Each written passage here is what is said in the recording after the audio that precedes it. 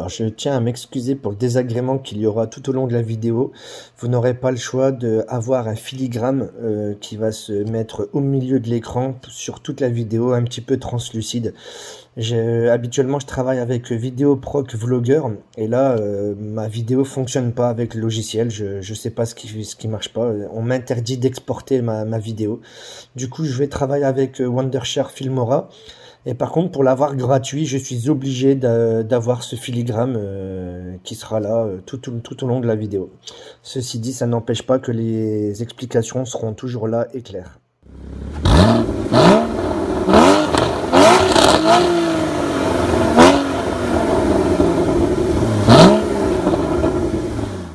Et bienvenue sur Sportive en piste. Aujourd'hui, on se retrouve pour une toute nouvelle vidéo avec la toute nouvelle voiture. Donc la GT4, on va faire dessus montage de disques et plaquettes avec les disques PFC et les plaquettes Endless. Allez, place au montage. Du coup, après avoir levé la voiture et enlevé les jantes, on va venir enlever ce cache en plastique qui est sur le compartiment du capot à l'avant. Bon, c'est tout simple, hein, il y a juste à le prendre ici. On donne un petit coup sec vers le haut pour le déclipser de chaque côté. Et après, on a juste à le tirer vers l'avant de la voiture. J'ai ça dans la main parce qu'on va enlever le bouchon du liquide de frein, du bocal de liquide de frein, et enlever le filtre qui est à l'intérieur. Donc il faut juste passer un petit tournevis sans l'abîmer, juste faire levier. On le maintient, on va de l'autre côté, on refait levier, et puis tout doucement tout autour, et puis après on arrive à le déclipser. On va faire ça parce qu'il va falloir ensuite aspirer un peu de liquide de frein pour que quand on va repousser les pistons, pour pas que ça dégueule. Voilà, donc moi j'ai une seringue et puis j'aspire avec la seringue, ça va très bien. Voilà, allez, on continue. Donc les jambes sont démontées. On va s'attaquer à démonter l'étrier. Pour cela, c'est très simple. On va prendre du Torx.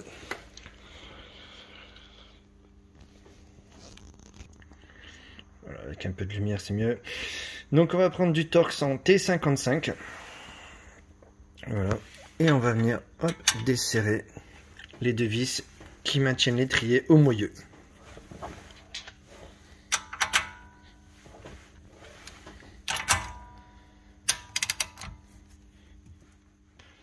Voilà, donc là, les deux vis se desserrent très bien, celle du haut avec le Torx T55 et celle du bas aussi. Bon, alors je vais en enlever une sur les deux, j'ai enlevé celle du bas, je vais laisser celle du haut pour le moment, parce qu'il va falloir que je démonte une petite vis de Torx. Alors je vais prendre une autre lampe pour vous montrer.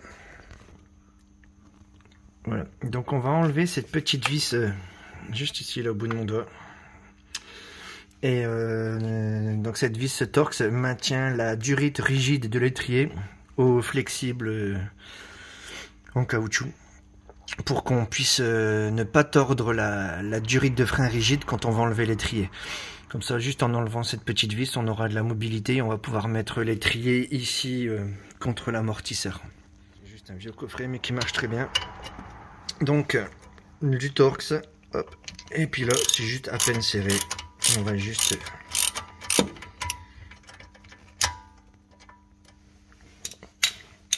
dévisser la vis entière. Voilà. Comme ça. Voilà. Là, la durite rigide, elle devient souple. On va enlever cette fiche des capteurs témoins de frein. Donc là il faut appuyer ici, voilà, hop, ah ça y est, j'ai entendu le petit clips et voilà, ça part. Donc il faut appuyer, c'est un peu dur hein, quand vu que c'est fait aller rarement ce petit clips. D'ailleurs la longue ça peut devenir cassant avec la chaleur. Et lui ici on a juste à faire un petit hop, quart de tour et on peut l'enlever tout simplement. Voilà, à partir de là maintenant je vais pouvoir commencer à démonter donc entièrement mon étrier. et venir le poser contre l'amortisseur. Et voilà, 1 minute plus tard, l'étrier est posé contre l'amortisseur. Donc, grâce à la patte qu'on a enlevée là avec la vis, voilà, la durite rigide, au moins comme ça, on la tord pas. Et on a la mobilité avec la durite souple. Quand vous allez enlever l'étrier, il se peut que l'étrier coince un tout petit peu avec cette petite patte de fixation là. Donc vous avez juste à jouer un petit peu sans tordre la durite rigide. On va jouer un petit peu avec le disque en descendant un petit peu vers le bas et puis ça va sortir tout seul.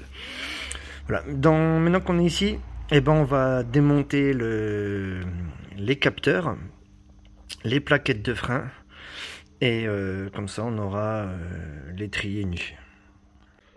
Donc moi je vais démonter les capteurs en les laissant sur la plaquette, sur les plaquettes, parce que les plaquettes elles sont très bon état. Et je vais juste, donc moi je remplace simplement les disques et plaquettes par du plus performant. Et du coup là les plaquettes d'origine sont en très bon état, je vais laisser les capteurs dessus parce que c'est sûr et certain que si j'essaye de les enlever, les capteurs ils vont péter. Donc là je vais juste enlever la patte de fixation qui est juste le ressort en fait, le ressort de plaquette. Pour ça on va juste faire un peu de levier ici pour l'enlever et le déclipser de l'étrier. Bon voilà les plaquettes démontées avec le ressort. Bon c'est une partie un petit peu chiante à faire. Hein. C'est le plus chiant à faire d'ailleurs. Mais au moins comme ça je démonte pas les capteurs et c'est sûr qu'ils pètent pas dans la plaquette. Voilà, comme ça de toute façon j'ai acheté des capteurs tout neufs que je mettrai avec les autres plaquettes. Et pareil je démonterai les plaquettes avec les capteurs chaque fois que je remettrai les plaquettes d'origine. Donc là maintenant on récupère le ressort. Donc ensuite on va toujours avec la même Torx T30. Je l'ai perdu, je sais plus où j'ai foutu. Enfin, j'ai déjà desserré. On va desserrer les vis qui maintiennent le disque de frein. Hop. Et on va retirer le disque. Donc maintenant que le disque est enlevé, on va mettre un petit coup de nettoyage partout pour enlever tout ce qui est poussière de frein. On va mettre un petit coup de soufflette avant, un petit coup de nettoyant frein pour rendre tout ça nickel. Allez, on va mettre d'abord le coup de soufflette.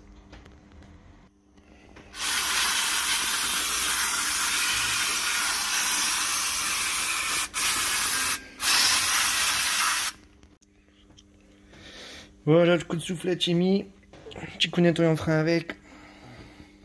Tout est nickel, tout est propre. On va pouvoir monter le nouveau disque. Donc voilà les nouvelles pièces qu'on va installer. Disque PFC et plaquette endless avec les nouveaux capteurs de frein. Témoin d'usure, pardon. Allez, c'est parti. Bon, maintenant que le disque est installé, on va remonter le ressort de plaquettes dans l'étrier.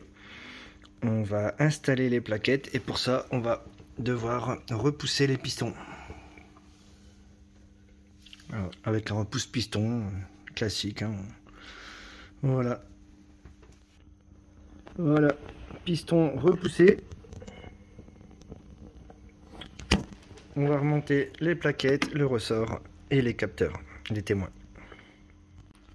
Alors pour mettre le ressort, rien de plus simple. On va d'abord le mettre sur les petits clips, les petits crochets juste ici sur un côté, donc soit cela, soit cela, il n'y a pas d'importance. Le ressort n'a pas de sens non plus. Et une fois qu'on a mis d'un côté, on vient tirer et pousser, et puis ça vient se clipser comme ça. Voilà, les plaquettes, rien de plus simple, hein. On a juste à les pousser, puis les mettre dans les tétons du bas. Puis maintenant on va pouvoir venir mettre les capteurs, les témoins. Voilà. Les témoins de frein sont installés, bien clipsés de chaque côté. Il n'y a plus qu'à remonter l'étrier. Voilà, puis on va serrer à 85 Nm les vis qui soutiennent l'étrier au moyeu. Alors, je vais tenir à deux mains la clé pour pas partir de travers. Voilà, mes 85 Nm, un clic et c'est bon. Voilà, on va pas oublier de remettre cette petite vis, hop, ici, qui maintient la durite rigide de l'étrier. Donc bon, là, on va pas serrer au couple. Voilà, on va pas oublier de venir resserrer cette vis. Une fois que la vis elle est resserrée, on va venir d'abord remettre le témoin de frein côté moyeu dans son logement. Il va tourner de lui-même pour faire un quart de tour. Hop. Comme ça, il est bien fixé. Et lui, on va juste venir... Hop.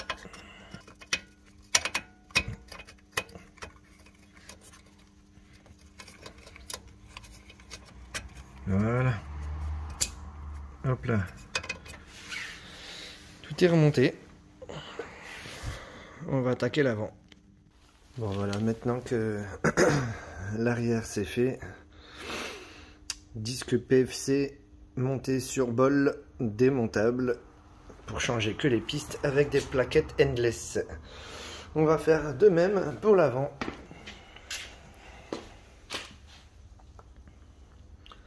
Allez, on commence ça. Donc à l'avant, on va commencer par démonter ces deux petites vis. Ici, là.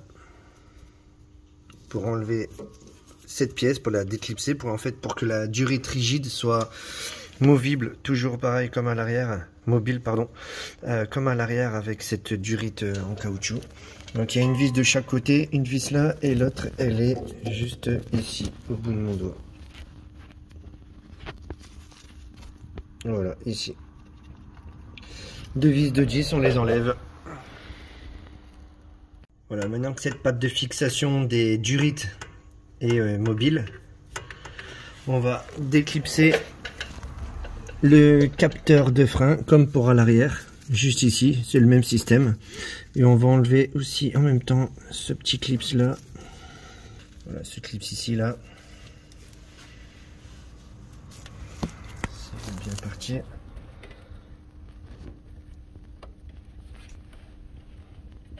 Voilà. Et on l'enlève carrément. On le remettra sur les nouveaux capteurs de frein. Et puis on démonte la fiche des témoins de frein. Puis on va démonter les deux vis qui maintiennent l'étrier au moyeu. Hop.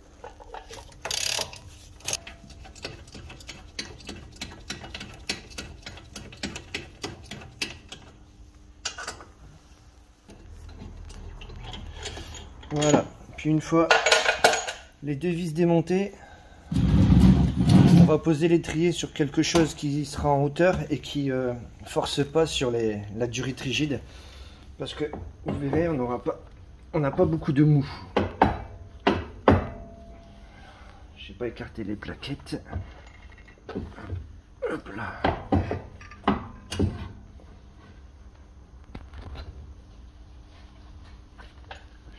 Que rien n'accroche.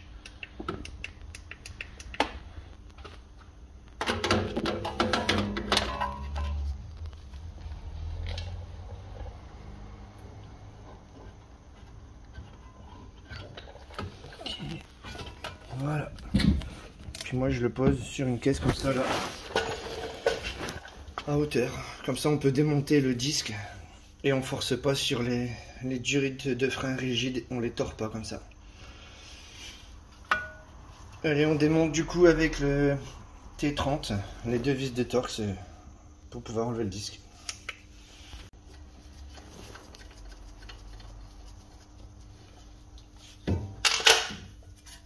Attention en enlevant le disque de ne pas le faire tomber parce que ça pèse. On va mettre un petit coup de nettoyant frein. Voilà.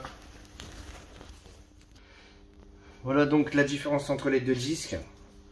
PFC, les disques d'origine. On va faire très attention parce que les disques PFC ont un sens de montage. On ne peut pas mettre le gauche à droite et le droite à gauche. Donc il y a les références qui sont spécifiques pour chaque disque. Et là on va monter donc ce disque PFC qui est un disque monté sur bol démontable pour qu'on puisse remplacer uniquement la piste et garder le bol. Voilà, comme ça à la longue ça revient moins cher de changer uniquement la piste. Donc là on va venir installer le disque. Alors les vis de maintien de disque ne correspondent plus avec les disques PFC par rapport au disque d'origine. Donc là on va juste venir mettre une vis juste pour le poser contre, mais cette vis on va pas la laisser, on va l'enlever. C'est juste pour qu'on puisse travailler sur l'étrier correctement sans que le disque tombe.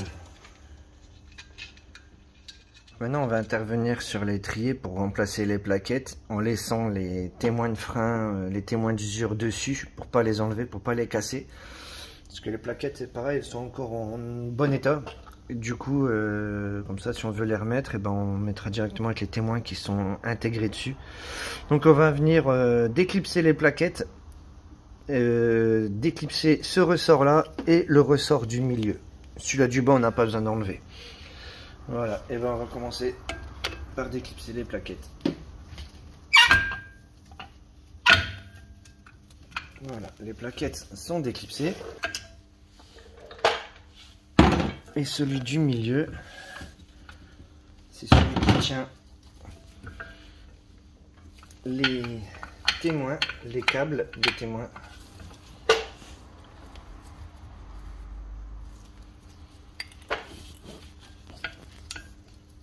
Il n'y a pas beaucoup de place pour passer ses doigts, alors c'est pas facile.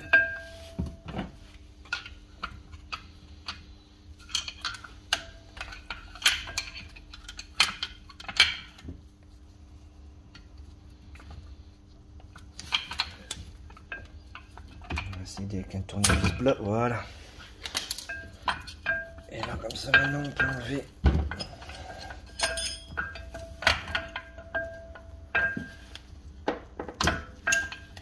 les plaquettes.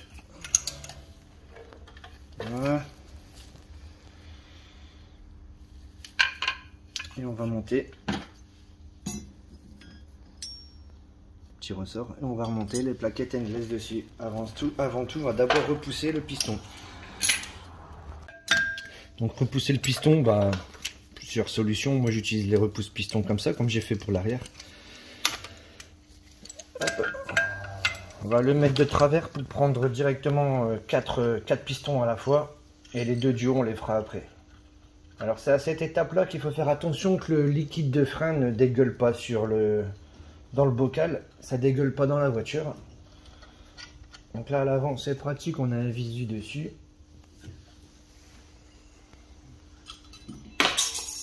Et on va... Voilà, puis du coup, on va finir avec les pistons du haut qu'on n'a pas repoussés. Les 2 derniers. Alors ça se peut qu'en repoussant ceux du haut, ceux du bas ou du milieu puissent ressortir un petit peu. Ça c'est pas grave, on les repoussera.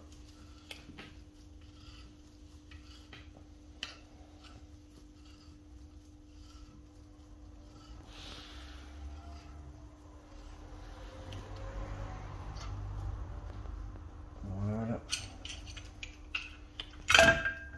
Alors justement, celui-là du milieu, il est ressorti un peu, alors on va le re-rentrer aussi un peu. Voilà. Hop là. Et maintenant, on va pouvoir mettre les autres plaquettes. Donc voilà les plaquettes Endless.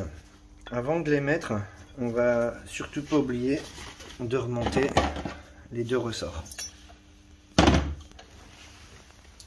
C'est pareil, c'est une partie qui est pas la plus facile pour le remettre.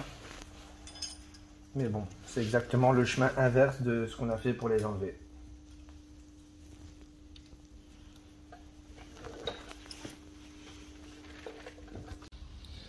Donc là, pour reclipser ce ressort de plaquettes, on va d'abord bien le positionner sur la partie du haut. On le maintient bien avec le doigt côté intérieur de l'étrier.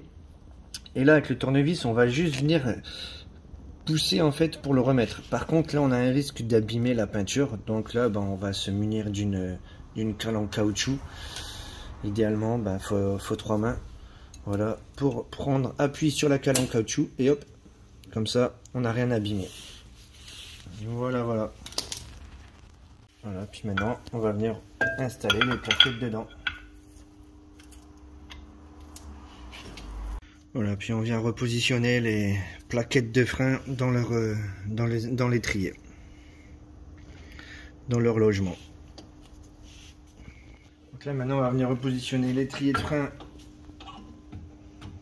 à sa place, en faisant attention que la patte de fixation qu'on a démontée tout à l'heure vienne bien se repositionner à sa place.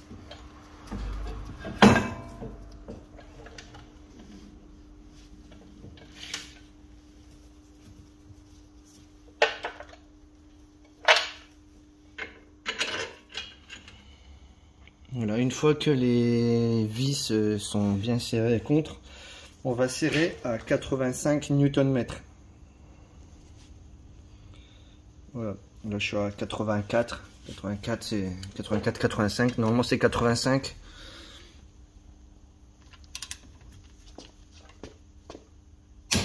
Voilà.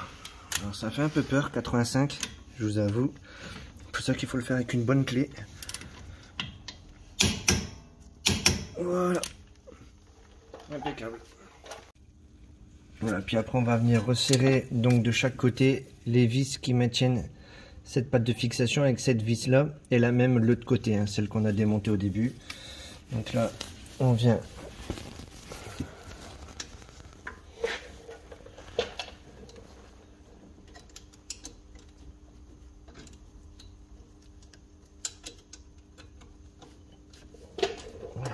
serrer correctement, pas besoin de serrer trop fort. Voilà, je vais contrôler avec une clé plate.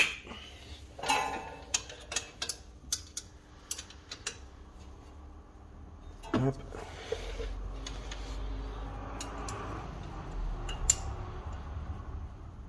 Là c'est bon, et puis on va pouvoir venir rebrancher la fiche du témoin de frein.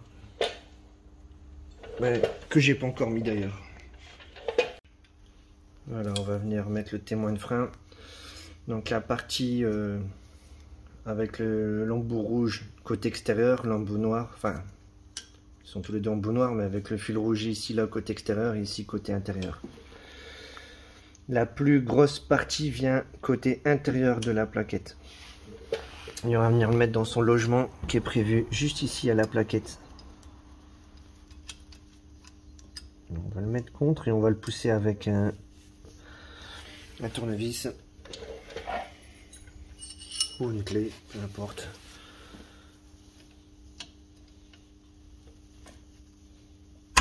Voilà. Et pareil, l'autre côté.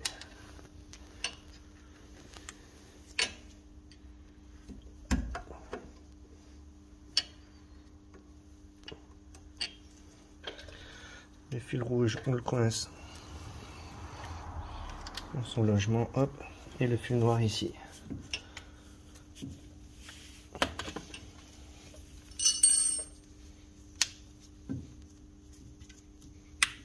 Voilà.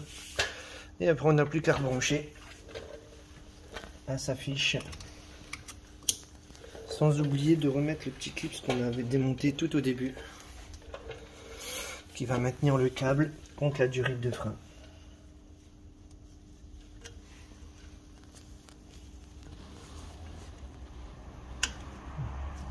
Voilà.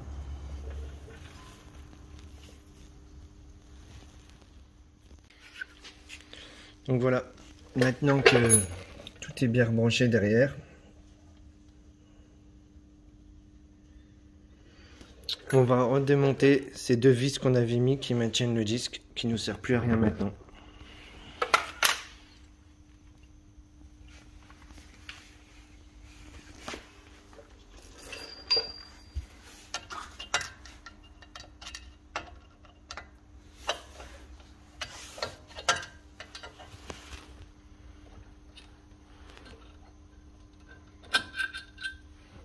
Voilà.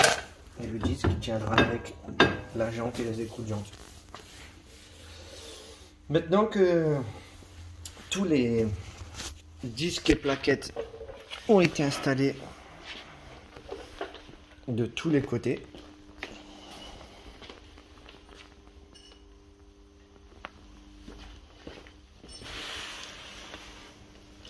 et ben on va pouvoir faire la purge de frein. Voilà.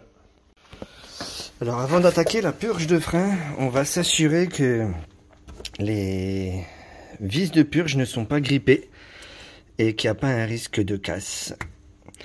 Donc pour ça, on va prendre une douille de 11 avec un petit cliquet. Comme ça, avec la douille au moins, on est sûr de ne pas sauter au-dessus, de foirer l'empreinte de la vis de purge. Et on vient juste mettre un coup sec pour débloquer. Hop là, voilà, là c'est débloqué. On resserre. Et on fait pareil sur toutes les vis de purge de tous les étriers. Hop là. Voilà. Et on fait ça sur les 4 étriers. Alors pour la purge de frein, on va prendre du Castrol SRF Racing, deux bidons. Bon, moi j'utilise un purgeur automatique à mettre sous pression, il faut mettre 2 barres dedans.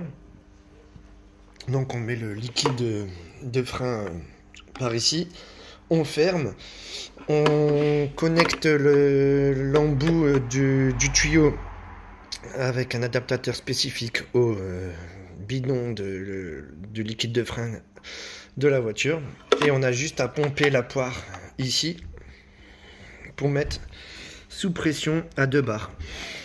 Et après on a juste à ouvrir les vis de purge en commençant par le plus loin du maître cylindre, donc l'arrière droit, jusqu'au plus proche du maître cylindre, et donc on finira par l'avant gauche. Donc à chaque fois on contrôlera qu'il y ait toujours bien 2 barres au manomètre. Donc ça perd un peu de pression, c'est normal.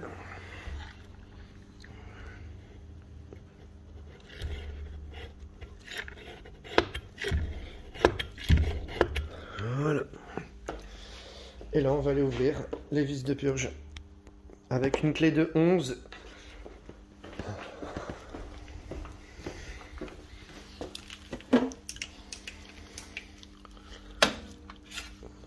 Hop. Avec une clé de 11.